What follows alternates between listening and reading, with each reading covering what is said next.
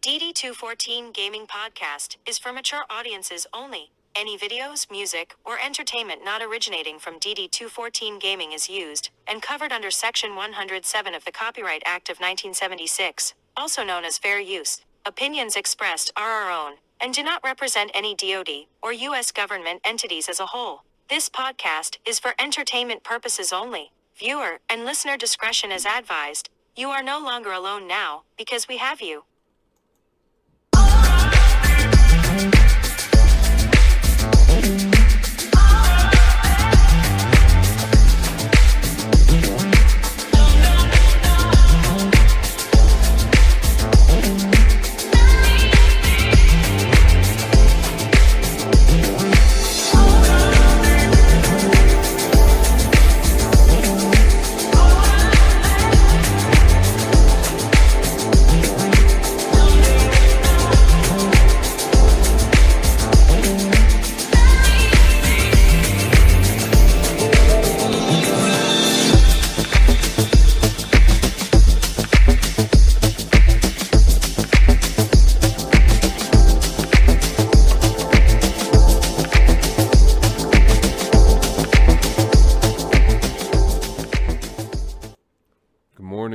Good morning. Morning, how are you? I'm good, man. You know, we out here not brushing our teeth, eating McDonald's early in the morning, living life to the fullest, man. God damn it, dude. Did you say not brushing your teeth? Yeah. Like, what the fuck is it? What the fuck is that, dude? Like, come on, man. We gotta promote good dental hygiene here, dude. Like, come on, man. Like, we're not trying to have the yuck mouth, man. You know what I mean? Like, it's 2022, bro. Like, yuck mouth went out, dude, a long time ago. Yeah, you know what I'm saying? And I'm still kissing my wife in the morning too. You're a lucky man. You're a lucky man. Let's go, man. Hey, good morning, Jason Gass. I hope you're having a safe trip, man. Baytown, Texas, huh? Baytown, Texas. Wow. I can't say I'm altogether very familiar with Baytown, Texas, but I've definitely been through a lot of Texas. I've definitely seen parts of Texas and other parts of Texas and still other parts of Texas. There's a lot of Texas out there. I've never been to Texas, man, but it's Pretty okay. fucking big. I'll tell you one big. thing, though. It's been feeling like fucking Texas the last, week and a half. It has been ridiculously hot out here. Like, even inside the store that I work in, I'm sweating. Just sweaty balls. Sweaty balls. Dude, sweaty. You know, you take off your clothes, right, at the end of the day, and you have, that silk screen of, perspiration, and you're yep, there's the wind. You get a little cold, and then, you don't want to shower because you're fucking tired, but you got to do it. You got to do it. You got to get all that shit off of you and stuff like that.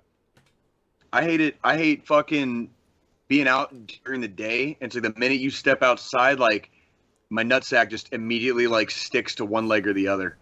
And then I can't unpeel that shit in public without looking like, a freaking weirdo. You know what I mean? So I'm trying to figure out some kind of pocket pool maneuver or turn around and dig my, this part of my hand into my freaking across my groin region to unstick it, and it's just man, pain in the ass. Yeah, because you can't just do it in the ass. You just can't do it from outside of the pants. Well, see, here's the thing: in the Army, I could, and nobody gave a fuck, and I got way too comfortable, fucking just grabbing my dick and just readjusting as necessary. You know what I mean? And I come to realize, out in the world, in the civilian world, it doesn't come off the same. It just doesn't come off, in the same manner. And that's, the whole social graces, and politeness and manners and doing things in public, hawking a huge fucking loogie, you know what I mean? Or ripping ass. Yeah. You know what I mean? Stuff, dude, stuff that we, in the field, you don't think twice about it. I remember I came home from one of my deployments. I don't remember if it was my second or my third.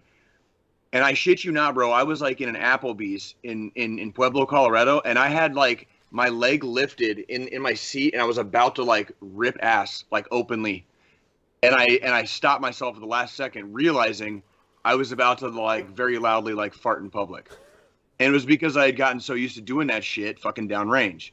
right? I just become like a fucking dirty animal man. The fart you know machine. what I mean? Like, yeah, dude, just like no fucks given, dude. So like, yeah, like you can't just grab your dick and and readjust in public. It doesn't look right. It's not cool. And yeah, I think it rightfully kind of makes people question what's going on. So yeah, Look, it's hot.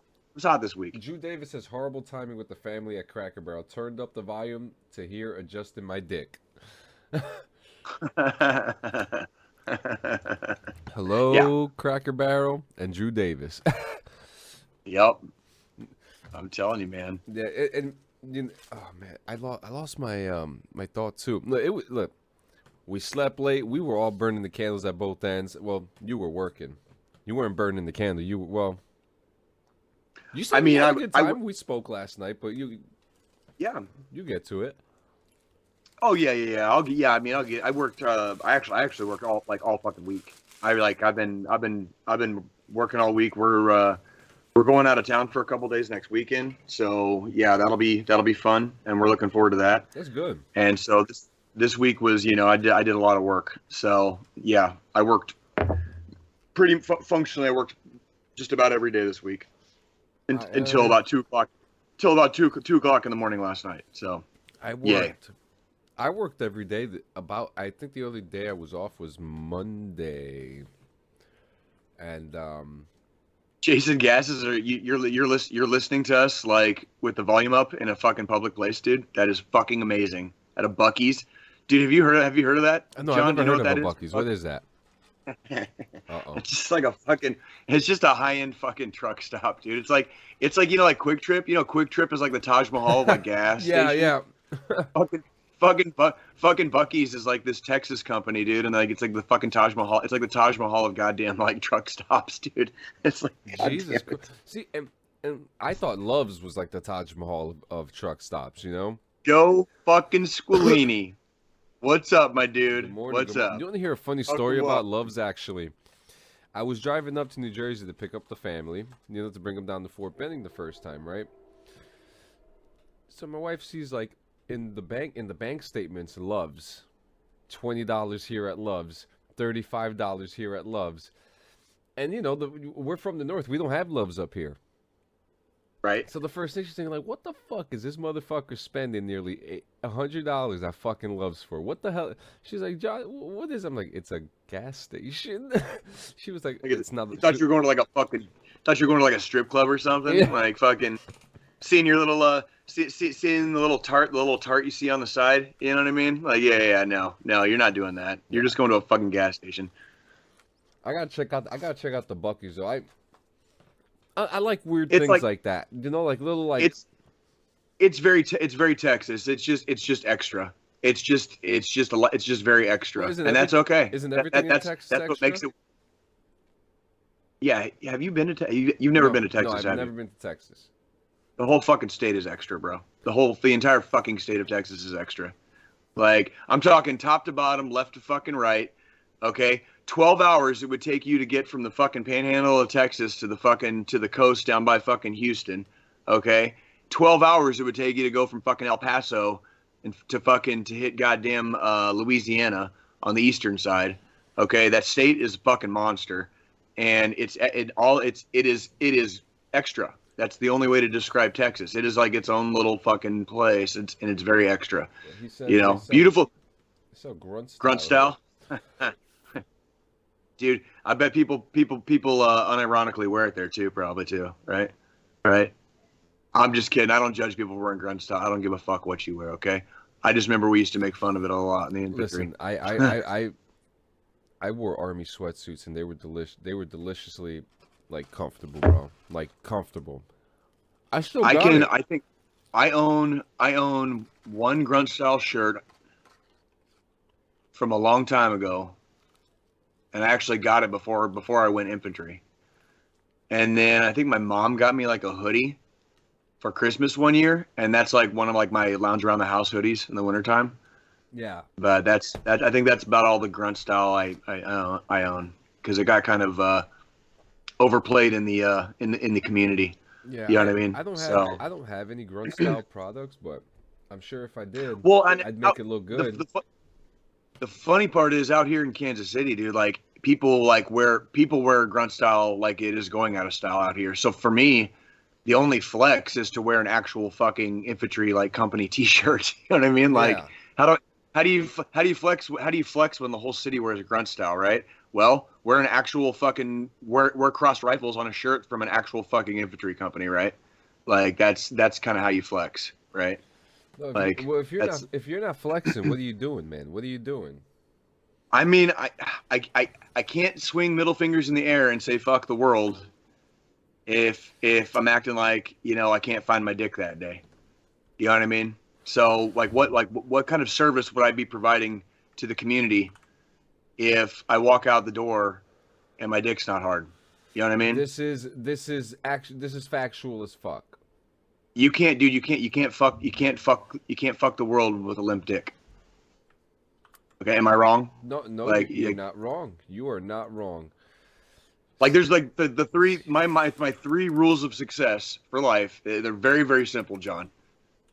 Grow a dick, get it hard, fuck the world. That's it. You win. You win at life right there. Okay? Like that's it. Done. And you don't have to be a dude, you know, for that advice to apply, okay? You know, we can talk about this like metaphorically. You grow a dick, get it hard, you fuck the world. That's it. That's it. What you forgot the most important part. What? You got to put your dick in the ground first. Yeah. All right. Well, I actually have a funny story about that. What's that? So, in New York City, right? This was years ago. This was like 2009, 2010. I was walking in the park with my wife. You know, we're having a good time. It was like maybe like midnight. So there was this couple feet away from us, right? Uh-huh. You know, hanging out. Next thing you know, like the guy turns around and she's like massaging him and stuff like that, right? Mind you, they're like 10 feet, 15 feet away. What do you mean massaging him? Massaging him where, John? His back. What was she? He turned around. Oh. Started massaging his back. And next thing you know, he starts, you know. What? What? No, I don't. What? Tell me, John. You sound like a virgin right now. The guy started moaning, and like something like his dick was literally in the ground. Like what? Like we saw it. Like it was in there. Like he was fucking the ground while the chick was massaging him. That is a very interesting fetish. We saw it. I'm fascinated. I'm fascinated. I seen it. Like that guy in fucking Half Baked. Remember that shit? I used to suck dick for coke. I seen him. You know? Oh man. Like, you remember that? That shit was funny. So, interesting week for me. Not much happened. Worked a lot, so couldn't really do much. But I went. And Dan. Well, first to start off, Amazon is filming Fallout, made by the creators of Westworld in Staten Island. Now okay. that's not too far away from you, right? It's dude, I could walk over there. I could walk the bridge over there. I could walk to the set right now if I wanted to. Yeah, for like, you know, me growing up out west and even just being from Kansas City in general, like, you know, trips to the East Coast were very few and far between. Like, I was well into like my late teens the first time I went east of the Mississippi River, and I was well into adulthood the first time I ever like actually explored the East Coast. So yeah, like I have no point of reference for like your general like geographic location, I guess. Yeah, and you know, I guess this kind of I mean, we've covered the news about this before. We know the show is coming out. So when I found out that they were filming in Staten Island, I mean, I was just like, I have to go. Go. So on Frenchie's birthday on Monday, she was just like, let's go. Let's go to the set. She was like, why not? It's right there. This is our opportunity. You know, like we did with The Walking Dead. You know, we went to the set of The Walking Dead, which I spoke about a couple weeks ago, and you know, guys, go check out Sonoya, Georgia too. It's great too. It's a great Walking Dead town. It's the Walking Dead town because it's the town where they filmed Woodbury. But anyways, So we're driving over there, and the first thing that we notice is that um, this it's not at a sound stage. It's not it's not like a set or anything. It's an abandoned ShopRite. And for those, ShopRite is a East Coast supermarket that we have here. It's generally in like 2 or 3 states that we have here, but it's a chain of supermarkets. But it was they got rid of the ShopRite, and I guess like the producers were like, this is the perfect spot to put this in. I won't show the pictures on screen out of respect to the security guard that I had a great conversation with. Really cool fucking guy. But I will show you, Jay, so you can see what's going on here. Can you see that? Yeah. Yes, I can. You saw now you saw my pictures. I saw the pictures you took. Yeah, that's correct. And yes. guys, you could go on Reddit, you could go on Google, you could find these pictures. They are fantastic set pictures. They, if you are a Fallout fan, I have my Fallout shelf right over here. And they're definitely, at the very least, it looks like they're gonna fucking try to have the correct atmosphere for the show. And let me tell you, the set is in the middle of a neighborhood. Okay, when we got there, and if you saw my Facebook pictures, and I took a picture behind a set of houses, if you noticed, to show the context of what this neighborhood is. It's a regular neighborhood. There's regular people walking around. They don't even know what the hell's going on. It's like it's like a senior neighborhood or something like that. But the senior neighborhood looks like the ghetto. It looks like shit. Across the street, it looks like rundown pizzeria and stuff like that. So it was the perfect environment to film the show at. And behind the actual set itself, they're rebuilding the high school. So the construction aesthetic is there. Got So you. now some of these things here, like the picture that I'm showing Jay, it's a picture of a radar antenna, which is pretty cool. It's a big thing, obviously communications. They set up green screens. As of right now, they blocked off the set. You can't go to the set right now because if you go there, you're just going to see a big wall, which I'll show Jay. They have old cars here, and the cars that are on set are not like Chryslers or anything like that. They're custom-made vehicles for the show because these cars never existed in real life.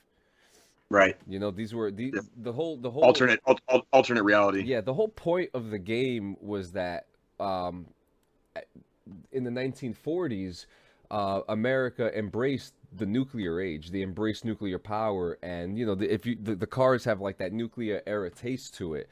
So they kept with it. And there's some guys with skulls walking around. They're putting the skulls, and guys, there's no sand in Staten Island, so they had to put the sand there. And for me, it was very exciting to see things like this and to just walk up to it. And if you see the construction in the back, Jerry, in this picture, Jay? Yes, I do. That's the high school that's being rebuilt over there. So like I said, the aesthetic is there. Sure. Ben Davies from across the pond. Welcome. And actually, Ben Davies is a big Fallout fan. I played Fallout 76 with him, and being on the set of Fallout, I mean, it was surreal for me. I was there for all about 8 minutes. But just those 8 minutes alone were special. The aesthetic and the vibe that they're going for me, that I kind of picked up on, was that this is Fallout 3, and there's sand. I don't know where it's going to take place. So if it's sand, I know that they're filming in Arizona as well. So I don't know. There's also this is a supermarket. It's all there, Jay. So you see all that stuff. There was also some leaked photos of a person in a vault dweller suit, which is the blue and yellow jumpsuit that the character wears. Okay. So we know that there's a vault dweller in the show. We know that there's a ghoul in the show who's played by Walton Goggins, one of my favorite actors. Nice. Are you familiar with him? Yeah, dude. He was he's the guy that he was in Sons of Anarchy, right? Yes, he was. He's he fucking Venus. Venus. Don't never judge a book by its penis. Yeah, you know what I mean? Yeah, that him. Fucking Tig and Venus. You know what I mean? Like fucking yeah, dude. Like I know exactly who the fuck that is. So he's playing a ghoul, and he couldn't be more perfect for the part. And to be honest with you, I'm excited for the show. So to go into the conversation that I had with the security guard. I could not. Ben Davies is nerding out on us. Fallout is the greatest game. Yeah. So are you guys ready to nerd out now? So I'm going to give you some stuff, but not give you some stuff. Does that make sense? Sure. Sure. First off, I had my professional camera on me. I walked up to the set. I see the security guard. And look, guys, I'm just going to put it out there through experience. Don't go over there and disrespect the people who are working hard to give us something that we want. You know, they're working hard to do their job. And I mean, hey, look, if you want to go across the street or climb these people's houses in their neighborhoods, do your thing. You're going to get arrested for trespassing one way or the other. Don't fucking do it. These guys are working hard. So I went up to the security guard and I said, hey, I don't want to, I don't want to do anything wrong or mess up anything that you guys going on, but can I take pictures? And he said, no. And as my wife took some of those other pictures, but we had a good conversation. It's about respect, because I think if you guys were working on a film or a TV show, and you would want the same respect. And funny enough, people don't know what the fuck Super Duper Mart in Staten Island is unless you're a fucking Fallout fan. And the guy was really cool, and he was like, I'm usually real chatty, but we're under pressure here. They're trying to keep this under wraps. And I asked him a few questions. The one important question I asked was, are you guys filming inside? Or are you guys just using the exterior? He could have just said no. But he said... Or he could have said, I don't know. Yeah. And he said, I'm not at will to talk about that. Okay, so thank you for confirming to me that you guys are using the interior of the supermarket to film Fallout. Yeah. Dare I say I may have saw a Raider? Okay. But the experience was good, guys. Don't... Go if you guys go to the set, you're not going to see shit. I'm going to tell you that right now. It's blocked off. But to be able to be a part of that set, to speak to someone in the crew who was willing to give me some of the information that he did was really cool. And big shout out to that guy. The guy had a very big veteran vibe to him. So kudos to him for taking care of the set. Guys, Amazon Fallout will be out. Who fucking knows? The nukes will probably drop before the show even comes out for real. We may actually be living the actual Fallout, but shit, that's all right, dude. Fucking see who comes out on top on that one, dude. Yeah, but guy, this is exciting. I could not have been more excited to be a part of the set, to be in the set, to see what was going on. I want to go back. That's really cool. I've always said before, like, even if I'm like not into a TV show, not into a video game, whatever, I love watching fans of these things like just enjoy the shit out of them. You know what I mean? And just have that carefree, holy fuck, I love this, attitude about it. And I love listening to people nerd out. I love listening to you talk about Fallout. I love listening like Nikki talk about Seinfeld. You know what I mean? It's like when people just have that genuine passion for whatever it is in their life they have, the passion for. And you can hear it, and it comes out in their voices when they discuss it. And it doesn't matter if it's my thing or not my thing. I just like sitting back and watching people, share their passion. You know what I mean? And it's really cool. And that's really cool that you got to do that with Frenchie on her birthday, man. That's really cool. She was all for it. She was like, let's fucking go. And she, I had a little emotional moment being there, but when we parked the car and we looked in between the houses, she was like, oh my God. She was like, it's big. It's not a small set. It's a big set. Sure. And just, the scale of it. And, she was, I think she was a little more shocked than I was. I think I was already, I was just in a surreal bliss to see that. And just to be like, oh shit, it's the Super Duper Mart. So I'm excited, man, and I can't wait to see Miss Venus as a ghoul. Which, by the way, he's a good actor. He has played a lot of very non-traditional roles, but the reality is he is a fucking amazing actor. A lot of military roles too. He's got a big giant fucking forehead too. Yeah, he does a lot of military roles too. He was in Navy SEALs on CBS, and he was also on the show Six, which was on History Channel, which his character had probably one of the best character progressions of. But Walton Goggins is a fantastic actor. And I also love when an actor is so enthusiastic to be a part of a franchise that they understand. So he gets it. The guy gets it. He knows what's going on. So Fucking A, bro. And that was my fucking week, guys. That was my week. Dude, that sounds like a good week. Fucking A. When we last week when we talked, I kind of threw it down. I was like, yeah, I'm gonna be working a lot this week coming up, and sure as shit, that's exactly what I did. So like I worked a couple of ball games on Monday and Tuesday, Royals and then I worked the last team anymore. Well, the Yankees are fucking putting a hurting on them this last couple of days, dude. They're in New York right now, and the Yankees have been fucking eating their lunch, dude. So hey, Jermaine Strobridge, welcome back, man. Good to see you. But yeah, Yankees been eating their lunch. Me and Nikki were watching the first game of the series on Friday night, actually, and the Yankees were ahead 3-0, and then the Royals came back and ended up going ahead like 5-3. And then we started like bullshitting for a little bit, doing our thing, and we looked back up at the fucking screen, and there was a short rain delay, and next thing you know, it was like fucking 11-5, and we were like, "What the fuck, Royals? What the fuck? Like, how the fuck did you just get like 8 runs dropped on you, like in like less than an hour? Those little you know what I mean? Like people up, dude. Oh my god, dude. You talk about momentum shift, dude. Like the Royal, like I'll tell you what. I like the young talent we have on our team. We just got rid of one of our better players, but I'm actually okay with him going because he was one of the guys that decided he was more important than the team when they went to Canada and couldn't travel.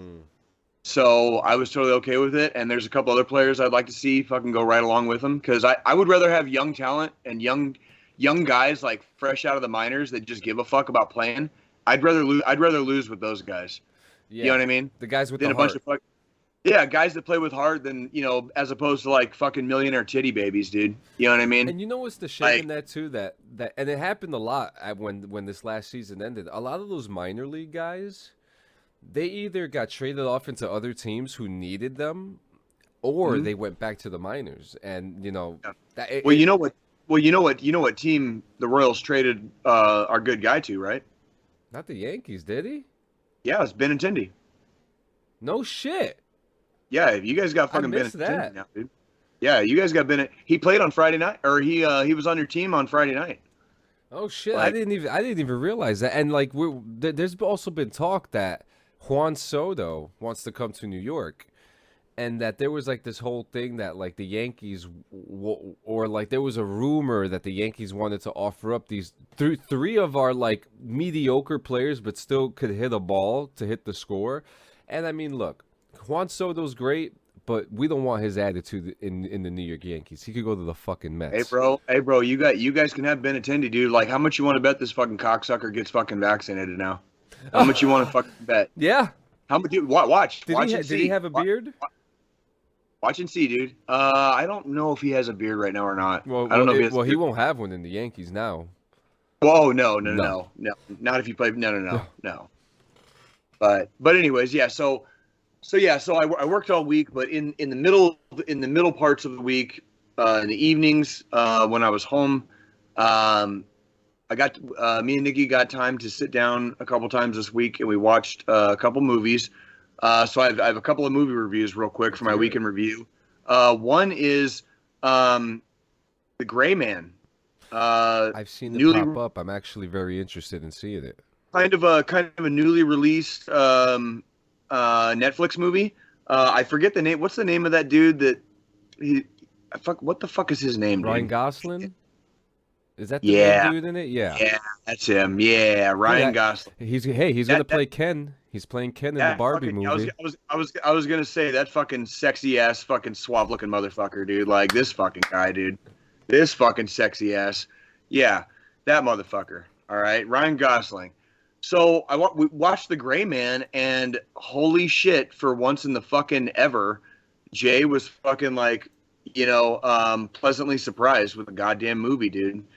They actually did a pretty good job. I won't really get into too many spoilers or anything like that, but the movie revolves around CIA assets and people who work for the company, and it turns into some a lot of just killing and yeah, I had fun. CIA stuff.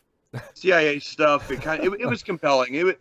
Put it this way, dude. Like we watched, we were watching the movie, and I think I think Delilah was getting ready to go to bed or something. So we paused it, and it was like we were only halfway through, and it felt like we'd been sitting there already for like fucking 2 hours.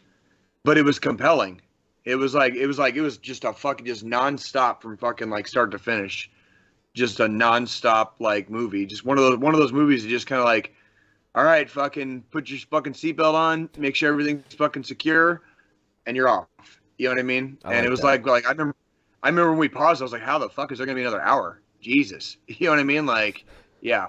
So, but it was good. I on the He's on the fire right now, Ryan Gosling. He is on fire. Like he's. I mean, dude, on the 10-inch scale, no shit. This one's getting like a solid fucking 8.5, nice. Like a good fucking solid like Ron Jeremy pounding. You know what I mean? Like it was a good movie, honestly. And really, when I think about it, it's one of those movies where I wasn't really expecting anything, so maybe I was a little bit more pleasantly surprised than I like normally would have been. But at the same time, like they didn't do, there's a lot of it's a typical Netflix movie. There's tropes. There are tropes. There's things that they do that you'll see in a lot of other movies. Blah blah blah blah blah. Billy Bob Thornton is in there. But they do it in such a way where it's not cheap. They don't make it cheap. They don't insult your fucking intelligence with it. They just keep the ball. That's important. The insult to your intelligence part is fucking important. Dude, that is like 99% of movies that lose me. Like that is the first place they lose me. Like remember my really bad review on the Batman this year? Yeah. That is exactly where that review started. Was like they fucking started insulting my intelligence, and I fucking quit. Like I'm not gonna put up with fucking 3 hours of getting my fucking intelligence insulted. Like I might not be fucking Einstein over here, bro, but like I pay money to fucking like watch your shit. So like don't fuck me. You know what I mean? Don't fuck me. Like I'm giving you my time. So yeah. Yes, Strobridge I think agrees with me. Like yeah, it was very compelling. Compelling would be the adjective that I would use that would best describe this movie. It kept you engaged. The movie just kept you engaged. I think I did too. I think that was the most important thing. You didn't really have a chance to slow down and breathe. It was just like, it was fucking from start to finish. It was kind of nonstop, very compelling. So fucking solid A rating. Fucking, we'll give it a straight 8 fucking inches on the 10 scale. So good movie. Absolutely recommend to watch. If you have Netflix, fucking The Gray Man, it's out right now. Who are that? Yeah, and then in keeping with our semi-regular tradition of me watching movies that were just out a long fucking time ago, I did a rewatch of the 1989 Batman this week. So for whatever reason, like our family has gotten into a Batman kick the last couple weeks, so I guess we're rolling with it. But at least we're watching the ones that I like, right? So, yay to that. 1989 Batman. Holy shit, haven't watched it in a while. The kid in me still remembered almost every line. But watching it at 41 years old was a little bit different. But I'll tell you what, the movie has stood the test of time, in my opinion. Michael Keaton's Batman is to this day my favorite Batman and my favorite Bruce Wayne. I think he did it correctly.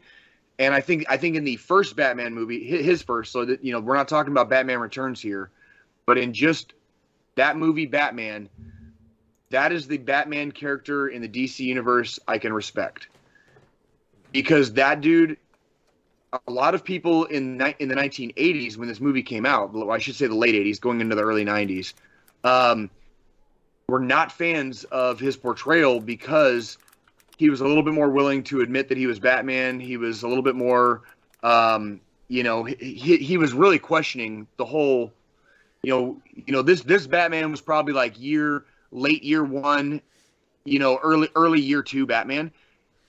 But what I like is that he was questioning. He's like, I'm not normal. Like this is not how crime should be fought in the first place. Like, what am I doing? Like, I'm going out dressed as a fucking bat. I'm going out dressed as a fucking bat. Like I'm pretty much the Joker. No shit, the fucking papers don't know if I'm a fucking bad guy or a good guy. You know what I mean? Like, and he's questioning himself. And Michael Keaton's portrayal of that internal struggle is so fucking goddamn good. Just like his portrayal it goes into the sequel. It does. He takes it very well into the sequel. The sequel starts getting a little wishy-washy about halfway through, but so that's why I didn't want to get into Batman Returns because I am a fan. I am a fan. I'm a huge fan of Batman Returns, but that where Batman Returns started going is where the Batman franchises started losing their way in the 90s. So like that's kind of where like well, you know the story. Well, you know the story of what happened with Batman Forever, how Tim Burton was supposed to direct Batman Forever. Yeah, and when they lost him. Warner Brothers fucked up, and they were like, "Can you not make it so dark?" And he was like, "What? Yeah, it's Batman." I'm fucking Tim Burton, bro. I'm fucking Tim Burton. Yeah. And this whole entire conversation so far, of course, I'm leaving out Jack fucking Nicholson and his portrayal of the Joker, which is just yet another like for the time, the era that this came out. You know, so we're talking like late 80s when it was filmed. It was released in 1989. This portrayal of the Joker was basically, Joe Poe, what's up? I'm fucking Jack Nicholson, bro. Easy Rider, homie. Easy Rider, dude. Get on board. This portrayal of the Joker was one of the first, like, kind of like psychotic portrayals, you know, in live action of the Joker. We had Cesar Romero's, you know, kind of campy, you know, 1960s Batman version. Bear. And after that, everything was in the comics. So this was the first, you know, actor to portray the Joker as a psychotic clown. You know what I mean? Like a guy who just fucking lost his fucking shit and like, you know, became fucking like, you know, went on a murderous rampage basically. Yeah. So Big Grizz Bear, no man, you're never too late, man. It's always early here, bro. It's always early. Like we got the DD214s in hand, bro. Like I will never be 10 minutes early for anything the rest of my life. And Prince wrote some of the greatest music for the Prince's fucking music is in that motherfucker. So upon rewatch, fucking 1989 Batman absolutely stood the fucking test of time. 3 fucking years later, ladies and gentlemen, that movie still stands the test of time. Kim Basinger, still a fucking smoke show. Jerry Hall, fucking Mick Jagger's fucking like ex-wife, still a fucking smoke show. Billy D. Williams. Billy D. motherfucking Williams portraying Harvey Dent before he became Two-Face. Fucking still a fucking badass. Lando was slated to be Two-Face, ladies and gentlemen. You remember that? I do. I was a fucking kid. I remember that too, and I also remember that it was the right way to go because growing up, when I was watching the cartoon, Harvey Dent was an African American man. Yeah, well, and that cartoon was inspired by this movie. The whole vibe and the feel of Batman the Animated Series came from this movie. So if you grew up watching Batman the Animated Series, or if you got into it, you know, whatever, like that's where that whole vibe came from. Like this movie inspired Batman the Animated Series, which created a character called Harley Quinn. All right. So if you like Harley Quinn and all that shit, all that inspiration came from Tim Burton's 1989 Batman. Also, and I just want to say Condiment Man was an idea of that too. I'm just saying, okay? Condiment Man was the shit. And I love what Jeremy says. When I saw The Shining, I saw where Jack got inspiration for the Joker. The face was there.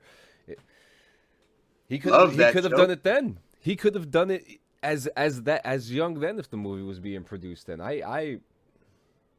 When I look back, and it's Duff Man. Oh, dude, I would love Duff here for me. And for those who don't know, Duff like Michael Keaton is coming back. He is back as Batman in the Batgirl movie that's coming out for HBO Max, and for the Flash, which we don't even know if that's even fucking coming out, but we'll keep an eye on that. You know, we spoke on the show before what was going on with the. I'm genuinely curious to see an aging Bruce Wayne, like an old one? as portrayed by Michael Keaton, because Michael Keaton is, and probably for the foreseeable future, is going to remain my favorite Batman. Probably. Yeah. I like Christian Bale, but you know, obviously Michael Keaton, he's Christian the Bale. cake. I think Christian Bale definitely nailed the character. I don't know that but there were aspects of his character through no fault of Christian Bale's, by the way. Oh yeah. That's why I don't like Batman as a character. Yeah, and Christian Bale did such a good job. It like really just exposed a lot of the stuff I don't like about the character of Bruce Wayne Batman. Well, okay, and that's actually where I want to get to, because like, okay, Michael Keaton, he was a great Bruce Wayne and a great Batman. You want to get nuts? Let's get nuts. Okay? Right. Like, you know, that he was able to nail both characters. But the problem with a lot of these actors these days, and this is even going for Robert Pattinson, is that they can only get one or the other, because you're not just playing one character. Yeah, you got to play two. Yep. You know, so we have Christian Bale, who was a fantastic Bruce Wayne. I don't think he was a great Batman, though. You know, I'm in a very similar boat. I think the stuff that I don't like about Batman stems from a lot of stuff that I don't like about Bruce Wayne. Yeah. And Christian Bale, he nailed Bruce Wayne. Oh yeah, he really did. And it was like, well, that's the Batman I don't like. You know what I mean? Yeah, like yeah. that, like because the Batman that comes from that particular Bruce Wayne is the one that I don't like. You know what I mean? Yeah. You know, that's so that's a good perspective too. But yeah, Michael Keaton, he wears the crown. To be honest with you, I would like to see him come back for Batman Beyond, and have someone like Miles Teller. If you, I don't know who's that. He was in the new Top Gun movie. He's one of the new pilots. Maybe him, maybe a guy like because you know, if we're talking about like a young Terry McGinnis, we're talking like Milo Ventimiglia was like 40 years old, but he looks the part. You know, you got to get like a Zac Efron looking guy. You got to get a hunk or some shit like that to play a guy like Terry McGinnis. So, you know, great choice though. I mean, great choice. Those movies in that era stood the test of time, and a lot of people think that, like, you know, Blade was the movie that kicked off the comic book universe, but really it was those Batman movies that really paved the way for a lot of the movies that we have today. As I recall my childhood in the early 80s, it was, you know, Christopher Reeve's Superman, but then they made too many of them and they sucked. So Superman fell off. 1989 was fucking Batman. And then Marvel was doing all the campy TV shows. They were doing Hulk, Fantastic Four, Captain America. Well, you had a couple of really good Batman movies. Batman Forever was all right, but you could tell they were really starting to slide into like the more commercialized corporate Batman toys. Bullshit. That's what it was all about. The toys. What happens? And then, you know, and then by Batman and Robin, it just fell off. You know, and then you had you had Blade. I remember when Blade came out. And then that was pretty much it until fucking Spider-Man with Tobey Maguire. Yeah. And that was really it. And then Spider-Man with Tobey Maguire is when they got serious about making like actual comic book fucking movies. You know, and then you know, the X-Men came fucking pretty close after that, and blah blah blah down the world. You know, or down the rabbit. And I'm very critical about the X-Men movies. I love X-Men. They're my favorite Marvel series. And hey, you guys, oh wow, yeah, Jeremy and Joe are right. Blade did everything that for Marvel. Like, dude, the opening scene, I remember watching Blade, and I was in high school, and I'm not going to get into the ins and outs, but put it this way, I was at a friend's house and we were partying, and I had like just like plopped down onto the couch after imbibing, right? Yeah. And I remember that opening scene, that opening scene where they walk into the rave, and then the fucking like the music starts fucking like pumping up, and then all of a sudden the fucking sprinklers go off, and it's all fucking blood and shit. And I was just like, holy fucking shit, this movie is up my alley. Oh my god. Oh my fucking god. Like, perfect. You know what I mean? Like perfect fucking opening to a movie. You know what I mean? Good God. And like, and it, you know, and of course the movie goes from there, you know, and it was like, that was just beautiful. Just absolute art. You know what I mean? And then Punisher came out, and you were like, yeah. I was cautiously optimistic about the Punisher when it came out. I enjoyed it when I watched it. I was disappointed, and this has stood the test of time, like ever since. And pretty much every time they do the Punisher, they always want to like reset. They always want to reset this motherfucker and take him back to his origin. And I'm just like, God damn, dude, like, just let the motherfucker be the Punisher. Like, we really have the second Punisher movie, Punisher Warzone. They did a better job of it, but it was more campy. So it was like, it's a 2 hour, it's a good like 2 hour popcorn movie, but it is still not the fucking Punisher. It is like, it is not the fucking R-rated, gritty, hardcore crime story Punisher. And like, it was a good movie. It's not that it was a bad movie. It was a good movie. Neither one of them were, but they just still have not captured it. And now, even with the, I'm not even getting to the show. Yeah, well, fuck that. There's a 6-minute live action short with Thomas Jane. Yes, Dirty Laundry. It's called Dirty Laundry. That's the direction they should have gone 20 years ago with the Punisher, and they dropped the ball with the Punisher, and they've done it since Dolph Lundgren played him in the 80s. The guy who directed the Dirty Laundry video, he's very famous for bringing back like old series and doing like these like short videos with these major actors. Have you ever seen that rated R style Power Rangers short? No. I'm going to send it to you, and it was violent. It was violent as hell, but it captured that environment as you talk about that adult genre that we long for in these themed TV shows and movies. Well, Sin City caught lightning in a bottle when they made Sin City. They really didn't fuck with the comic. All they did was they basically used the comic book as a fucking storyboard, and they went and same thing as Watchmen. They started with the comic, and they wanted the finished product to look as close to it as possible, and it fucking worked. Surprise! Fucking worked, right? It worked. I didn't like Sin City, but it worked.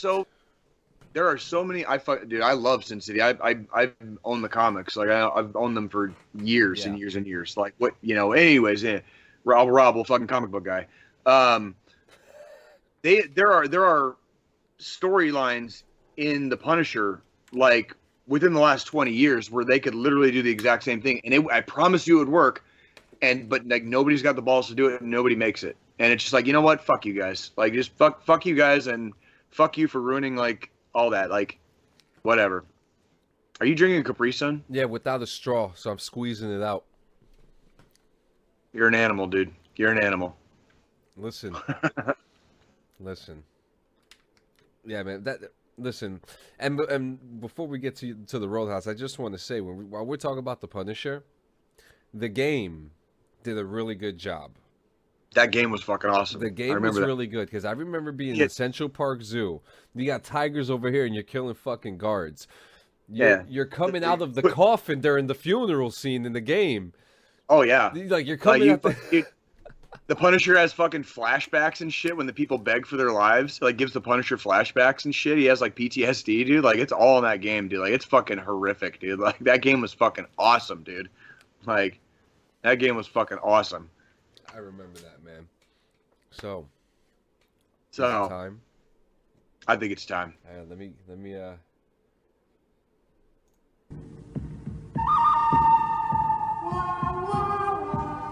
my man.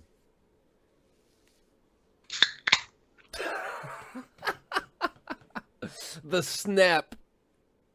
Well, Pilgrims, it's been another 168. Hope you're doing okay today. Why don't you put some of that there blessed tobacco in your corncob pipe? Ronnie J's in the house. Strike a match. Come on down to the Roadhouse. All right. So this week, Jay worked all week. We talked about that earlier. So I got to work not one but two concerts this week. So yay to that. All right, we're getting back into concert season for Jay working, right? So Wednesday night, fuck yeah, Ronnie J, fuck yeah, you did. That's what I'm talking about, The bro. perfect time. Perfect time. So first show I did was on Wednesday night. It was at a place in downtown Kansas City called the Midland Theater, and this band, the main band was called the Shins. Never heard of them. I looked them up. They're from like New Mexico or some shit. They have some. They have a decent following, I guess. They sold the place out, so clearly enough people know them. And they were okay. The crowd was good. Like I've said many times, I typically judge performers off their crowds. So I really don't have anything bad to say about the Shins or the crowd. Music was all right. Didn't exactly blow my skirt up. My panties weren't really overly wet or not wet. They were just kind of like meh. You know what I mean? Like You know what I mean? Like, if they took me home, I might give them a smooch. You know what I mean? But I don't think I'm gonna let them take me to bed. You know what I mean? Now, their opening act was a sister act. It was a trio of three ladies, and they're all sisters, and they're called Joseph. I was a little intrigued with this band. They did a lot of like harmonizing and very aggressively alto singing. Does that make sense? And one of them plays a guitar, and they got like drums and shit. I kind of liked how they sounded at the show. Then I got home and I looked them up, and it turns out they've been out for fucking years, and they just kind of changed their sound. Because when I looked up a couple of songs that they had sang at the show that I kind of remembered, you know, I could still had in my head from watching them, they changed their sound. Like the singles that they had released like however many years ago of these songs like had changed. At least the sound of the song had changed. I liked them a lot better how they sounded live, honestly. When I went and looked up their back catalog, you know, they've been out for years, and I was like,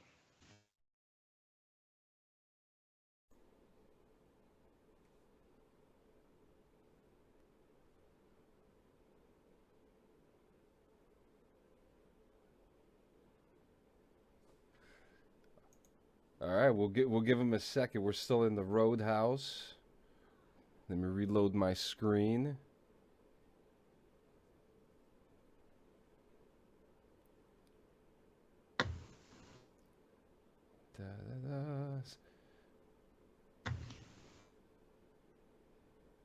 All right, we're here. We're good. are we good? Yeah, we're good. Ladies and gentlemen, sorry about that. And it's funny, too, because I had this conversation with Joe earlier. I was like, I know this is going to happen. I know this is going to happen. It comes. Here it comes. And sure enough, huh? Where are we at? All right, so you were talking about the sister act. Okay, yeah. So, yeah, well, they're all right. I actually really enjoyed their performance. Like I really, really did. And then I got home and I couldn't find anything out of their catalog that sounded how they sounded live. Does that make sense? Yes. I actually really, really enjoyed their performance, and I was kind of like, hell yeah, I want to go check these ladies out. And I don't know. I just don't know. Like, so yeah, it was little disappointing on both fronts. Like, the Shins were not bad at all. They had a couple songs that I kind of dug. You know, I could see them. I saw one of the earlier comments was, you know, they're kind of like a college band, and I could definitely see them being like a college band. Like that's like they definitely carried that vibe. Like they have a following, and they got, you know, big enough up to a certain point where people, you know, they can sell out a theater in Kansas City, Missouri. You know what I mean? Which is no small feat. You know, I've seen bands with bigger names than them not sell that place out. You know what I mean? So I can't really talk too much shit in that regard. But you know, they were okay. But they didn't, like I said, they didn't really blow my skirt up. The sister act kind of did blow my skirt up until I got home and I couldn't find a single fucking thing that sounded like how they sounded live. And I was like, well, fuck me, dude. So I just kind of fucking struck out on both on that one. Crowd was okay. Really can't bitch too much. The crowd was fine. So that was Wednesday. Last night, yesterday, ooh wee, fucking Ooh wee. Jay went to Arrowhead Stadium to work fucking George goddamn Strait, and he opening for George Strait was Chris Stapleton and another band called by the name of Little Big Town. Okay, here we go. Thank God they put me in the parking lot in a golf cart. Yesterday was like perfect weather here. It was fucking 80 degrees. It was overcast. There was a slight breeze.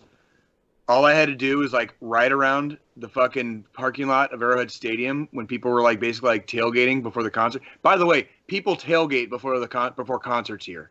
Just want to let you know that like they literally like they cook and barbecue and do all kinds of shit like in the parking lot before they go to a concert. Like tailgating is a fucking thing here. Like you think it happens like only during football season? No, they do before baseball games. They do before any events. Yeah, it's That's a fucking interesting sport to me. It is a sport out here. Tailgating is a fucking sport. So I decided to do like the fucking Jim Carrey thing and just like roll around in a fucking golf cart. And I have like, there was like a light on top of it. So I have the light on and I'd like pull up to people in the golf cart and like slam on the fucking brakes. And I'd be like, party police, you guys need to fucking turn it up. And like people would like fucking freeze, right? Cause like they expect you to be a dick, right? Cause you're the security guard. And then when I say like, you need to turn it up, like everybody like, you know, they laugh and shit. So I just like went back and forth, like all these fucking parking lots, all these like, you know, people that like George Strait and Chris Stapleton and Little Big Town. And I just told them they weren't fucking partying enough. That's it. And since I was in the parking lot the whole time, I just got them all fucking like lit the fuck up and then like shoved them inside the stadium where all my fucking security buddies could deal with them during the concert. You know what I mean? Yeah. So then I got to sit outside in the parking lot while the concert was going on and just drive around a fucking golf cart all night. It was basically just like free money. And I mean, it's a great job to have. It's like, it's really cool. It's a lot of fun. You know, I do take it seriously, obviously, when I'm working. But Jesus Christ, dude, like, it's just like it was so much fun, dude. To just I have fun with my job. So like I just drove a fucking golf cart all night and fucking had fun with the crowd and people. You know, people help. You know, you help people out when you can. Old ladies and old dudes that can't fucking walk for shit, and they're like. By the way, it's hard to give like a concept of how big the parking lots outside of Arrowhead and Kauffman Stadium are. Like the two stadiums are right by each other. So these are two stadiums surrounded on three sides by like over a quarter mile on all sides worth of parking lots. It was in the stadium, right? The concert. Yeah, itself? the concert itself was in the stadium. The concert itself was in the stadium, and basically, sorry, I just got a message. I apologize. Oh no. Concert itself was in the stadium, so I could hear. You know, it's an open air stadium. I could hear when they're playing from the outside. I didn't. Too. Well, and I wasn't really trying to listen to all the music either. Like I like Chris Stapleton well enough, and George Strait. I remember George Strait from my childhood. My parents listened to. You know, George Strait was big when in the '80s when I was a kid and stuff like that. I really wasn't a fan. Like the main like the earliest opening act, Little Big Town. They've got like one song. It's called Girl Crush. And that's really that's a sweet song, but like, dude, I just fucking rolled in a golf cart all night. I fucking 100% glad I didn't have to fucking deal with anybody I didn't have to go in the stadium. I fucking drove in a golf cart all day in nice weather. You know what I mean? Crowd was okay-ish. A guy got arrested. I watched a guy get arrested because he was trying to fucking like open people's car doors and shit. Like, yeah. Oh yeah, bro. Oh yeah. By the way, if you want to fuck around at Arrowhead Stadium, bro, like I do not encourage you to fuck around at Arrowhead Stadium, dude. Like, I had a dude run up to me and he was like, "Hey, there's a guy trying to like open up car doors." I was like, "Okay," so I did like, my golf cart, and I got over there and like I radioed it in, and one of my buddies like came up too, and then we have dude, the security guards there. Like I'm just a regular Joe Schmo security guard at Arrowhead. I don't even work directly for the Chiefs. Yeah. Right. I wear a body camera. Oh, okay. Nice. I wear a fucking body camera, dude. We have body cameras. So like, when I say don't fuck around at Arrowhead Stadium, I mean don't fuck around, dude. Like, the little Joe Schmo fucking security guards there wear fucking body cameras. Okay, so don't go there and play, dude. Like I'm telling you, dude. Like I watched a guy get fucking taken off with bracelets last night because he was fucking trying card orders, and somebody fucking saw him do it, and they fucking told me. So I radioed it in. And then, you know, flash forward 15 minutes, he's in bracelets and fucking going to the fucking clank, dude. Not fucking sorry, dude. Listen, not sorry, if dude. There's anything that I learned, like, you don't fuck with like event security. Like they take their shit seriously. And we talked about this with some concerts that were going on the last couple of weeks. Like no security guard is there to bust you for the little pinner fucking joint you rolled with your fucking shitty ass weed, okay? The security guards are there to keep shit safe. And like, specifically, let's say for yesterday, me being in the parking lot for fucking 12 hours, we're there to fucking make sure your shit doesn't get fucked with. Okay? If you want to fuck with me while I'm on my job, dude, like, fucking too easy, dude. Like, it's just like when I was in the Army, dude, I'll fuck with you right back. And guess what? Even though I don't work directly for fucking the Kansas City Chiefs organization, guess who has my fucking back when I'm working? The Kansas City Chiefs organization. Like, fuck off, dude. And it's the same when I work at Kaufman. It's the same when I work downtown at these fucking concerts. You know what I mean? Like the locations where we work, like they have our back. So as long as the security guard didn't overtly do something like just completely shitty and basically create the problem, you're gonna lose that fight every time. And I don't mean the physical fight. I mean you're gonna lose the fight when you fucking go to jail, like every time. And possibly please get banned. Please don't go to a concert. Please don't go to a sporting event looking to fuck around. It's just not smart. Like nobody working the concert is there to like stop you from having a bad time. I want you to have a good time. I want you to fucking party your fucking ass off. Have a great date night with your spouse. You know, take your kid to see their hero on stage that they've been waiting years for. You know, have a great night with the family at the ball game. Whatever. Like, we're not there to fucking ruin your goddamn good time. Guess who ruins your own goddamn good time? You, motherfucker, when you drink too fucking much and you get fucking sloppy and you come up to me fucking like halfway through the fucking game because you got fucking like escorted out. Hey man, can I have a ride across the parking lot in your golf cart? Fuck no, bro. You're fucking drunk. Walk your fucking drunk ass fucking like back to wherever the fuck your Uber's picking you up. Fuck off. Okay? Like, I can't give you a ride in the golf cart because I might need to fucking go somewhere and actually help someone that needs help, not drunk assholes that fucking are lazy as fuck. Do you know how many fucking grown men and women asked me for a fucking ride yesterday, dude? Too fucking many. All right? Too fucking many. What the finger fuck do you need to ride my golf cart for, you lazy fucks? Get the fuck off your ass and do some fucking PT, you little bitch. The parking lot's not. Listen, the parking lot's big. I saw fucking 80-year-old George Strait fans walking with canes over a quarter mile to get in that motherfucker. And you know who didn't ask me for a ride in my golf cart? 80-year-old motherfuckers walking with canes. You know who did ask me for a fucking ride in my golf cart? Every fucking lazy piece of shit fucking drunk 20-something in fucking Kansas City yesterday.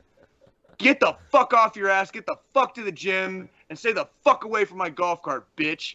No, you're not getting a fucking ride, Jenny. No, you're not getting a fucking ride, Dan. And no, what you're not did he say? fucking asking me the 500th time like you're fucking original. And no, by the way, guys, $20 is not going to get you a fucking ride. I make more than that a fucking hour doing the job. There you go. Fuck your $20.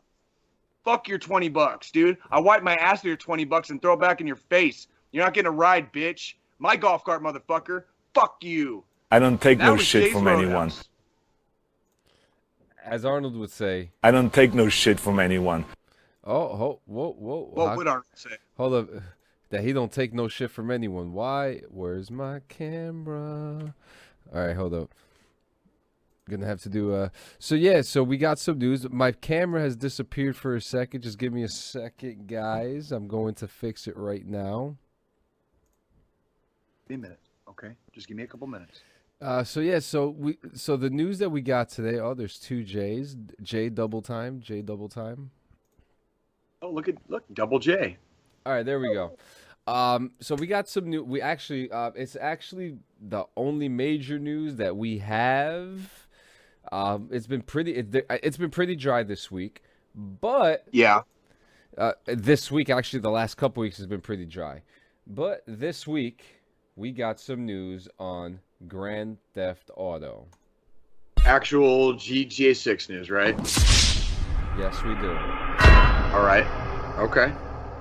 So I'm okay with talking about it as long as we're not, speculating and giving fucking Rockstar undue strokies, dude, because Rockstar doesn't deserve any strokies right now. By the way, why don't you set it off? Because Mr. Man here sounds like he wants to go outside.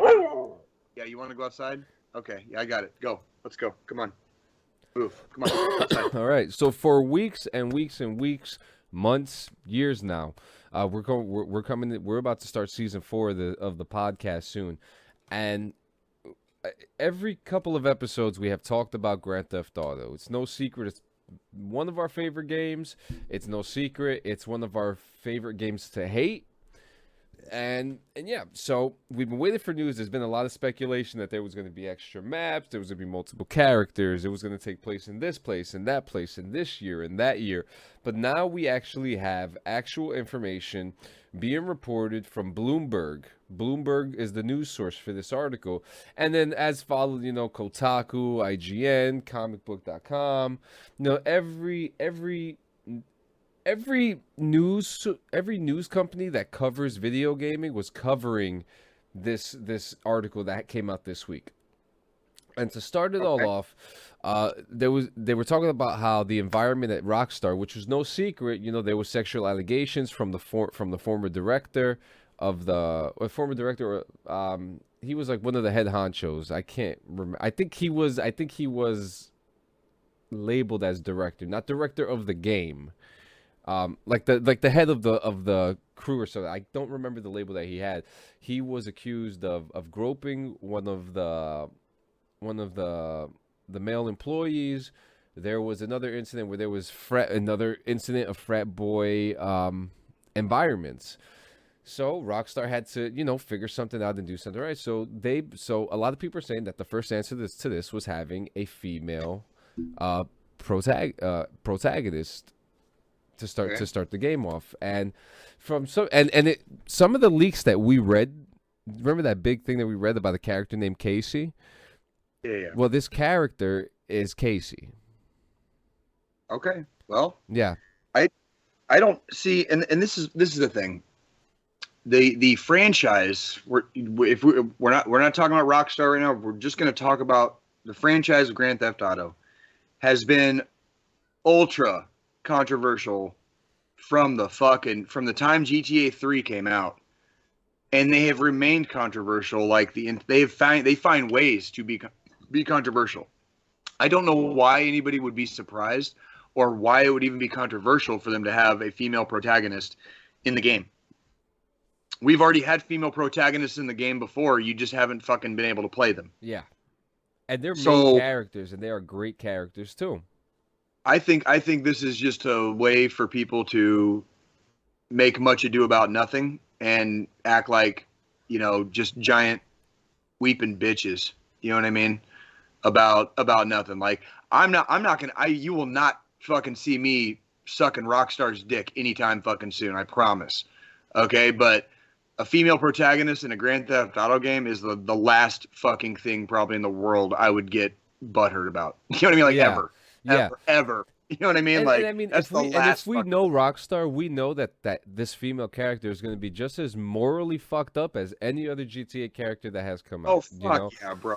Fuck, like that entire franchise revolves around like being morally gray. Yeah. You know what I mean? And the fact that It's people just are like- complaining that we're going to have a female main character, it's just the fact that you're even complaining about it is even crazy, because if anything, have you guys watched the news? The female murderers, they fucking do some fucked up shit. So I'm just It is much ado about nothing, manufactured controversy. Yep. People are fucking people are fucking pussies, dude. Yep. So- What do you want? What do you want me to so say? along with that, they say that you're also going to be able to play as 2 other characters, but that these characters, there's like a Bonnie and Clyde thing going on here. So we're going to be dealing with a lot of robberies and things like that. The female character will be a Latina, and the game's story will take place in a fictional version of Miami. Yes, ladies and gentlemen, it is official. We are going back to Vice City for GTA 6. But there's more, because on top of that, they will be also adding other cities through free DLC throughout the years. Meaning you'll be able to fly to Liberty City, Los Santos. I don't believe you. I don't believe you. Well, Fucking, I don't believe you. when we, Fucking do you have any idea how much fucking shit they promised for fucking, like, when GTA 5 came out with the online and everything and heists and, like, do you remember how many fucking promises Rockstar broke over the years of GTA 5? And they didn't just break the promises. Like, they did just fucking shoved them to the side and burned them in a corner. They didn't give a fuck, dude. Like, fuck Rockstar, the dude. only I don't thing believe that I'll give them is that for their DLC, they haven't charged for a DLC since GTA 4. I don't give a fuck. You know? They haven't. What GTA 4 had the Ballad of Gay Tony and fucking The Lost and the Damned. What DLC did fucking GTA 5 have for the game? Nothing. There was none. It was all for online. Bullshit. Yeah, it's bullshit. And I fucking again, never completed a single heist because of the way they fucking made it. Heists were fucking years late, literal years late on that online game. And by the time I ever fucking got around to even being able to play it, dude, I was already done. Like, dude, fuck that. I don't believe any of that shit. So, all right, fuck Rockstar's. Fuck anything Rockstar promises ever. Yeah. Like, fuck them forever. So now it's what else we got here? So it also the game is now planned to come out before March of 2024, though some developers exclusively told Bloomberg they are still skeptical that the date can be hit. So we don't even know if this game's even going to come out in early 2024. This is just a possible projected date. They're still working on it. Rockstar can suck my dick. Yeah. They just fuck Rockstar. The game's map was originally planned to encompass huge swaths of North and South America, but they dialed back so that they could add more cities post-launch, as I was just going through. This was reportedly all in keeping with an attempted culture shift at the company. Shortly before the release of Red Dead Redemption 2, it was reported that there was a lot of brutal overtime at the studio, and all those allegations of abusive behavior, including Geronimo Barrera, which I just covered before. This is actually a very interesting paragraph, because this is what makes it very interesting to me. Bloomberg reports that in addition to trying to improve working conditions internally, the studio is also trying to be more culturally sensitive, especially since American culture has become, as the article puts it, a parody of itself in its modern times. GTA games' parodies of American culture, dare I say dialed up to 11, have been criticized in the past for their misogynistic treatment of women and offensive jokes that target marginalized communities. A playable female lead is apparently part of trying to address that. For now, it's worth noting that we may be seeing some of the changes that come with a kinder culture, as the next port of GTA 5 has some transphobic content removed for the re-release. It also notes that the police-centric mode called Cops and Crooks, first reported by Kotaku, apparently ceased development due to the murder of George Floyd. So that's this is what we have. We don't know. All in all, this is major news. For guys like us, we're like, okay, yeah, we're talking about it, but if you go on fucking Reddit, the fucking boners are out there and people are freaking out. There's nothing to freak out about, but it is safe to say that we're going to have something interesting, unique. I guess we're gonna find out. I still don't believe a fucking thing Rockstar says, and I probably never will again. Yeah, that's fine. That's fine. Now let me see if we got any breaking news before we do our military news and close off the show. But it looks like there's no breaking news because this shit always happens. No worries, man. No Call worries. of Duty got a plagiarism allegation. Oh, okay. I got news here. Dr. Disrespect's video game Dead Drop has been revealed. Dr. Disrespect, I'm a big fan of him. The footage, he has claimed that this game will blow Call of Duty out of the water. Dr. Disrespect, here's my message to you. You need to do some work and you need to readjust your eyesight because that shit does not look like it could touch Call of Duty. And if this is just pre-alpha footage, okay, I get it, but you motherfucker, you need to... Sometimes fucking people's fucking heads get a little bit fucking too big for their fucking dicks. I'm like... Yeah. I like... Wait, like, I've never understood...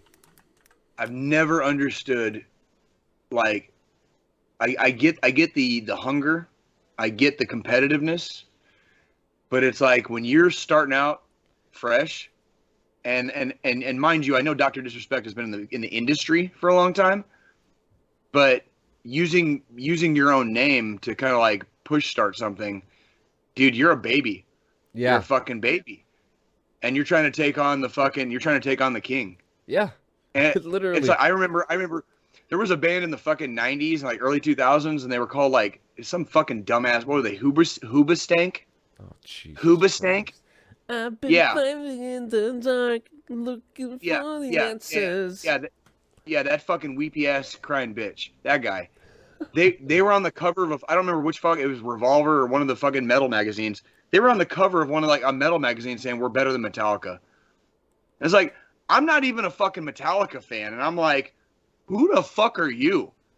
You're like, your name is Hoobastank. Like, what the fuck? Like you already fucking struck out right fucking there. Like, right fucking there. Like, no, you're not better than fucking Metallica. You know what I mean? And it's like that. Like, Dr. Disrespect comes out with a game, and it's gonna blow Call of Duty out of the water. No, the fuck it's not, dude. Shut the fuck up. Like, tell your ego, by the way, to shut the fuck up. The concept and the idea, it's a shooter where you need to ascend up like a building, and each level, like each floor of the building is like progressively harder and harder. It's kind of where it's like battle royal in a way. That sounds fun-ish, but yeah, is it multiplayer? Is it multiplayer? Is it a fucking campaign? It is a multiplayer game. It doesn't look like there's a campaign.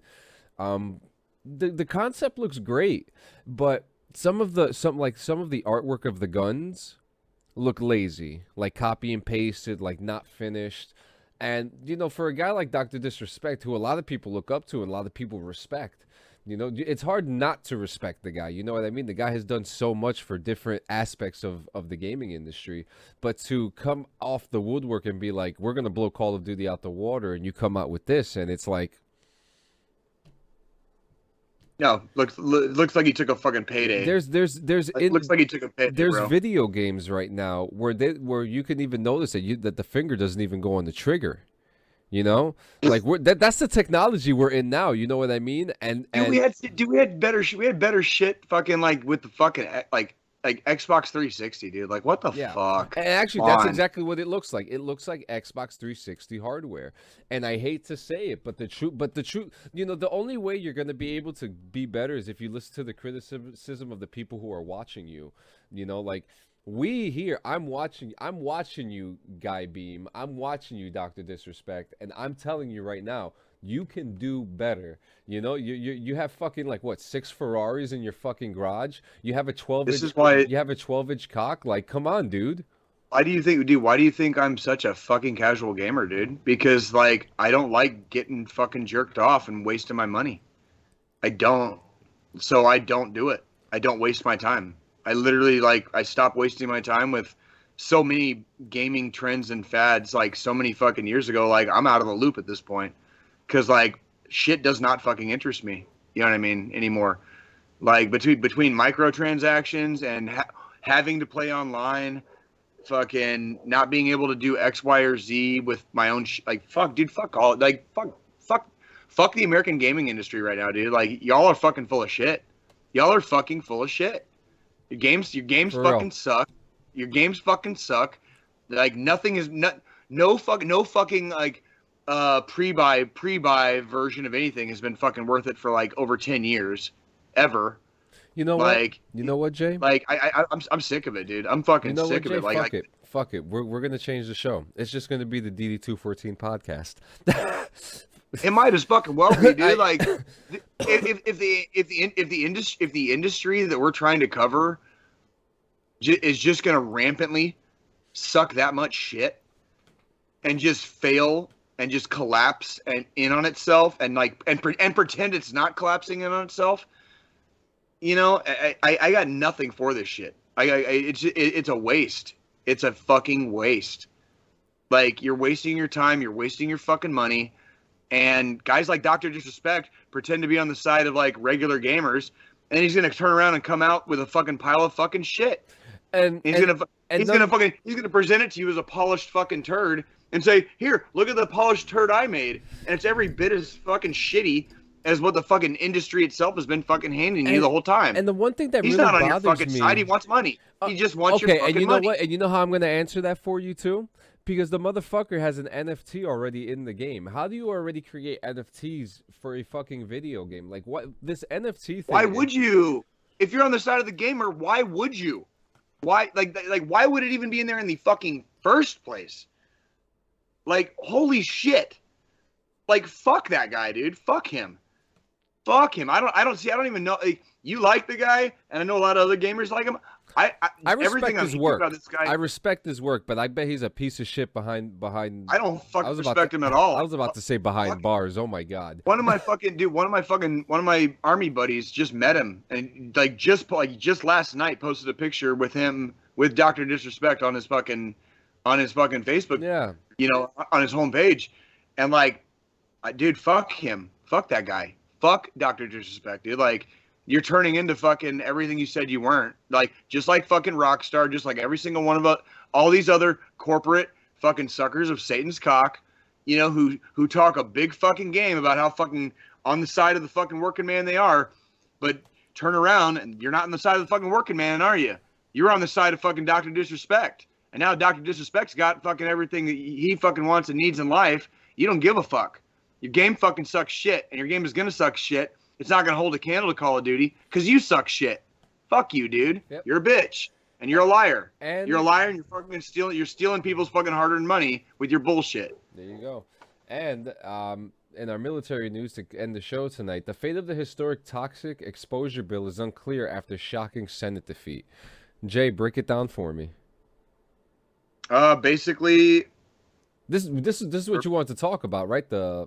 Okay. Oh, yeah. I want to make sure Oh, yeah. So basically, this bill was passed recently, and a shitload, like, you know, bipartisan support, and there is a review process, basically, where they will make some minor corrections to a bill, and then just send it for a quick, like, revote, and everybody can just, like, throw the same vote they had the first time in. You know, we're talking, like, you know, whatever, like, you know, errors, you know, punctuation, whatever in the bill. And when it went back for review, and the review vote, the Republicans in our country, in the United States, the Republicans decided to own the libs at the expense of the veterans. So, tough shit if you were in Iraq and Afghanistan and around burn pits for now. If you've been a Republican supporter for the last few years, you know, several years, your entire life, I don't know what to tell you if you're surprised, because I'm not. Just letting you guys know that. Like, I don't know what made you think Republicans gave a fuck about you more than, like, say, like, Democrats that also don't give a fuck about you. But if this doesn't prove it to you, I don't know what to tell you. They never cared about you in the first place. They're never going to. They're only gonna vote for fucking our interests as veterans when it benefits them. This is both sides, by the way. The Republicans are being a very extra lately about being giant pieces of shit. You know, the only difference is they're just way more overt about it than the Democrats are in our country. Yeah. Right. So, as apolitical as we like to stand here at DD214 Gaming Podcast, we definitely want to give an extra fucking special fuck you. Shout out to fucking Senate Republicans this week for owning the libs at the expense of fucking our brothers and sisters who are fucking dying right now from exposure to toxic fucking burn pits in Iraq and Afghanistan. You guys are fucking extra special pieces of shit this week. I hope you fucking own it. The wall of I know shame. I'm not gonna. I know, dude. I know I'm not gonna be surprised when I get to hell. But I got bad news. I got bad news for fucking a lot of Republicans who clearly are gonna be surprised when they get there, and they're gonna have to fucking see me. So, you know, I hope you're happy owning the libs this week, fucking Republicans. Fucking, you guys are real pieces of fucking shit. If you support what the Republicans did this week, you're a piece of shit. Straight up, don't care who the fuck you are or if you're my fucking friend. Like, if you support the kind of bullshit that the Republicans did this week, just fucking remove yourself. Like, we don't fucking need you at all. And I've never needed to own anybody politically in my life that bad that it would affect hundreds of thousands of other people. I've never needed to own somebody so bad. Like, my ego has never told me to own somebody that bad ever in my life. Okay, my ego has definitely gotten in my fucking way more times than I would like to admit. You know, it's written fucking checks that my body couldn't cash a few times, by far. I have never once, with my ego, needed to own somebody so bad that I fucked over hundreds of thousands of other people while doing it. 41 senators. Yeah, well, the Republican Party can just kind of fuck off, like, straight up. And Democrats, you're fucking really, like, not far behind because you enabled them. And you've enabled them, like, since the Reagan administration. So anybody that thinks I'm fucking playing sides on this fucking podcast can also fuck off, because I'm not. If the American populace doesn't realize that, like, the establishment Democrats and the establishment Republicans in this country, if you haven't realized yet they don't give a fuck about you, I hope you're paying attention now. I really, really do.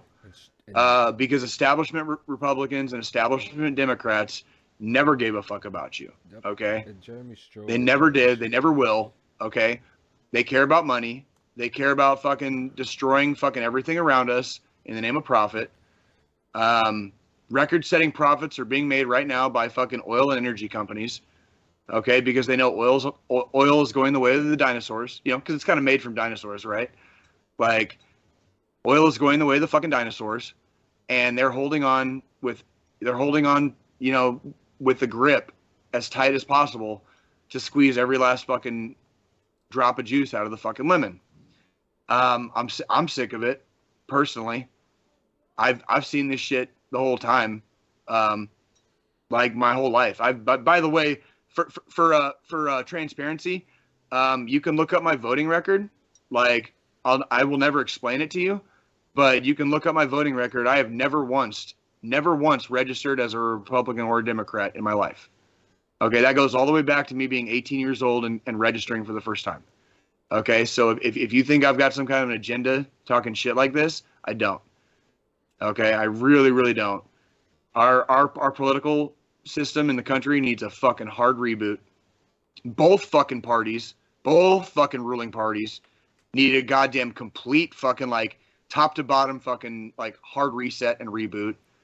And you need to get fucking people in there that are actually, like, have their finger on the pulse of the country, and not these fucking 80-year-olds that are still worried about their stock portfolios for some reason. Okay, holding on to life like they're gonna fucking live forever or something, because they're killing the earth, they're killing all of us. Okay, and they're all fucking wrong. So again, if you support this shit, fucking turn the fuck off. Like, just turn us off. We don't fucking need you. Get the fuck out. Remove yourself. We don't fucking need you. Fuck like, cancer. if you support this shit, if you fucking support this shit, fuck you. Straight up, get the fuck out. We don't need you, and we don't want you.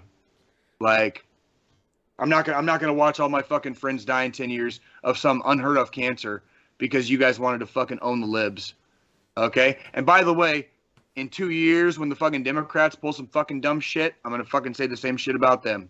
So, fucking, that's Jay's fuck off for the week. To fucking, like, everybody that fucking, like, all these fucking chicken hawks that want to fucking send us to war, but don't have the fucking balls to fucking go themselves or send their fucking kids. fucking y'all can fuck off. You don't fucking own us. You don't fucking own us, motherfuckers. We own you. Yeah, and I hope you would do very, very well to fucking remember that. We fucking own you. And I just want to say before we get into the final thought, it's intriguing to me. Some of the bills that are put in place for veterans, Devon Rembert, good to see you, buddy. Good to see you, man. In Strobridge, I actually remember vividly you telling me that history with your ex-fiance, and it's still every time I think about you, I remember that. I remember the story and the love that you had for her. I will never forget that because it was touching. And things like this, we're talking about our brothers, our sisters, our sons, our daughters, us. Us. It's gonna be me. It's gonna be me, dude. I got 2 daughters, dude, and probably I probably got a trip to the fucking cancer ward when I'm like fucking like 50, right? I'm gonna be lucky if I fucking make it to my kids' fucking like high school graduations, bro. Like, yeah. I was around burn pit. I was around burn pits on all fucking 3 of my deployments. Do you know what? Do you have an idea what kind of like precious metals it takes to make fire burn pink, or purple, or green? I don't either, John. But I was around fucking fires that fucking had rainbow colors for fucking fire, dude. Like, you tell me. You tell fucking me, dude.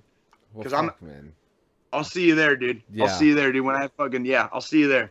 We have to do better. We have to do better, and the VFWs, the American Legions, and the Veterans of America, the USO, they work, and so many more, because there's even some that exist that I probably never even heard of, but they do so much work to put this awareness out.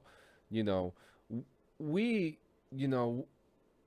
put ourselves out there. We put ourselves out there more than just defending the country, more than just defending the people. We are working to build communities in other countries, rebuilding communities in our own. And in those we have casualties, we have sickness, we have injuries, we have, things that change you completely. And so some of us have been lucky enough to be able to get that help from the VA, but some of us not so much. And even then, we have to do better. We have to simply do better, and then there's no doubt about that. Burn pits are probably going to be our generation's Agent Orange, or Gulf War sickness. You know what I mean? For the desert veterans, burn pits are going to be our fucking. That's going to be our shit, and you can tell already. I want to make it very clear. The so-called elites in our society, the ones they call elite, are not elite. I know what elite looks like. I've seen elite. Elite will make you fucking piss your pants. Elite will fucking sneak up on the lightest sleeper in the world and be done with them before they ever fucking had a conscious thought or woke up. All right? That's fucking elite. You fat motherfuckers with your fat fucking wallets, dude. Fucking you think you're fucking elite. You're not. Soros. And I want to fucking know right now what kind of caloric content money has. Because fucking y'all are gonna find out really soon you can't fucking eat it. But some of you are gonna be fucking forced to. I hope it's got the caloric content you fucking want in it. Because we're gonna make you fucking eat it someday. Like, straight up. We're gonna make you fucking eat your fucking money, dude. Tell me how good it tastes. Tell me if you can take it with you to the fucking next life. Because I guarantee you can't. Your fucking 401k ain't gonna fucking keep you alive any longer, homie. Not the ones around you either. And ladies and gentlemen, thank you so much for coming to another episode. We're gonna hit this final thought, but before we do, as always. Hold on, John. Oh shit. We forgot to mention it's fucking episode 69, dude. It is episode 69. Is today the finale? Do you want? We can make it. Are we saving that? Are we saving it? What do you think? You want to do like 70 episodes and call it a season? Yeah, let's do that. Okay. Okay, next week will be the season finale, but because today is fucking episode 69, season 3, for our fucking newfound Kiwi fucking friends, all right? My New Zealanders out there giving us the love and support. Jay is going to do a fucking shoey. Episode 69. Nice. Just Let's for you guys. Go. Now, this is the proper way. You got to show there's beer being poured, right? So we're gonna fucking pour a shoe. Shoey, shoey, shoey. All right. Aussie, Aussie, Aussie! Hoi, hoi, hoi! Woo!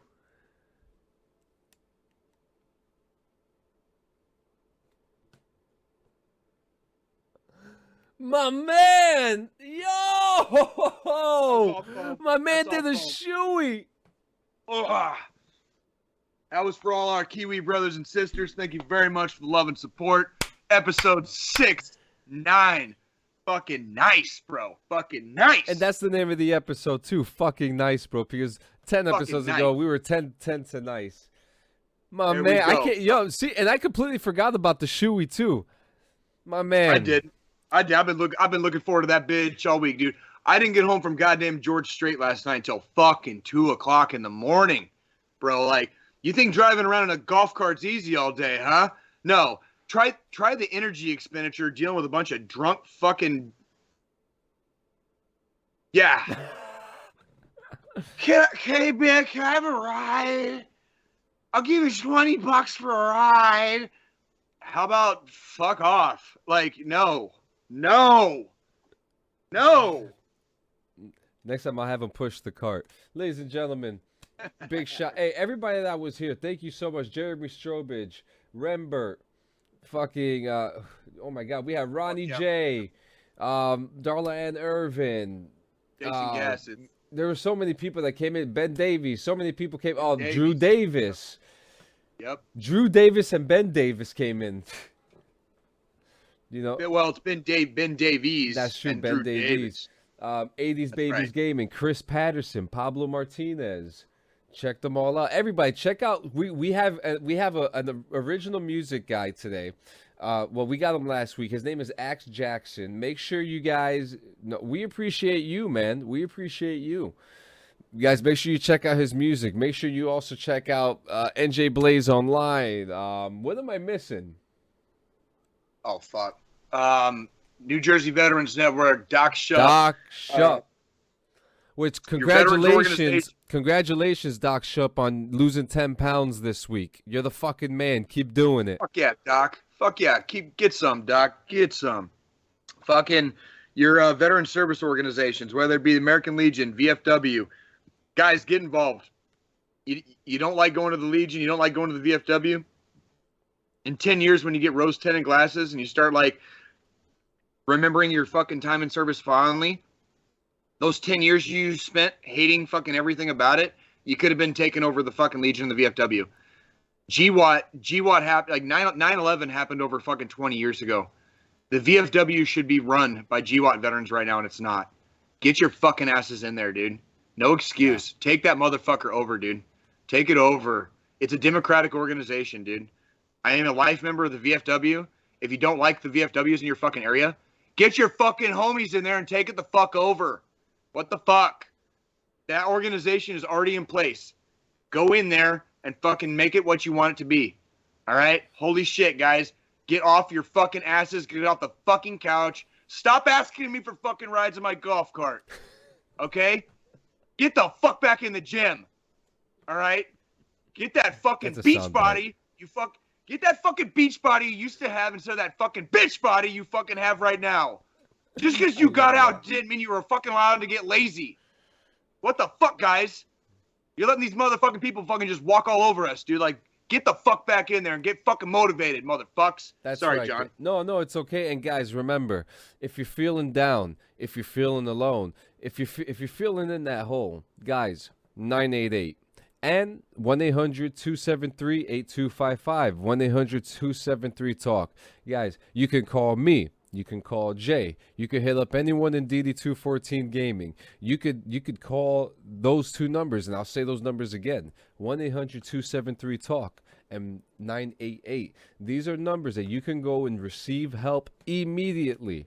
Meaning they've been waiting for you since yesterday, since the day before, since 6 minutes ago. They are waiting for that phone call to help you out today, guys. We promote this every single week, not for yucks. Not for yucks, but because it's important, okay? This week, I saw not just one, but several people who looked like they were in the brink of losing their fucking minds. And it's not right. It is not right. We have to do better as people. We need to respect each other. We need to be nicer to each other. We need to stop beating our spouses. We need to stop disappearing from our kids. We need to, we need to do better as people, as parents, as men and women, as boys and girls. As human beings. As human beings, guys. Stop letting the fucking stress get to you. It's we get it. Your stress is valid. Yeah. Your stress is fucking valid. You said taking it out on the people around you is not. That's the difference. You got to check yourself. You said something last week when that plane is nosediving down and those masks come off. In order for you to help the ones to your left and your right, you got to get your mask on secure first. That is correct. Okay, guys. That is entirely. This is the future of humanity is determined by our children, but our children need us right now. Don't be a statistic, because remember. Don't be a statistic. Be a fucking man or woman like the people in Ukraine right now. Yes, and remember, that's a country fighting for itself, and they're fucking coming together, and you see that. Remember what it was like on fucking September 12th, 2001? For those of you that were fucking around then? Okay? That's what it needs to be like. E pluribus unum. From many, one. We are all ahead, one. John. We never leave a man behind. You don't leave yourself behind either. Ladies and gentlemen, thank you so much. We'll see you in 168 fucking hours for next week's season finale. We're going to make it a good one. We'll play a game. We'll have a party. Maybe we'll have several guests. There we go. I like the sound of that, John. We're gonna have a fucking party next week, and that's just what it is. Because not only are we celebrating you guys, we're celebrating us. We're celebrating the military. We're celebrating our veterans. We're just celebrating being fucking human, guys. We're celebrating fucking playing video games and getting baked, dude, and just having a good fucking time too. Exactly. This is the age, guys. Well, guys, see you next week. We love you. Never trust a man with the mustache. Nothing good happens after midnight. Don't beat your fucking parrots either. Guys, please. We love you. See ya.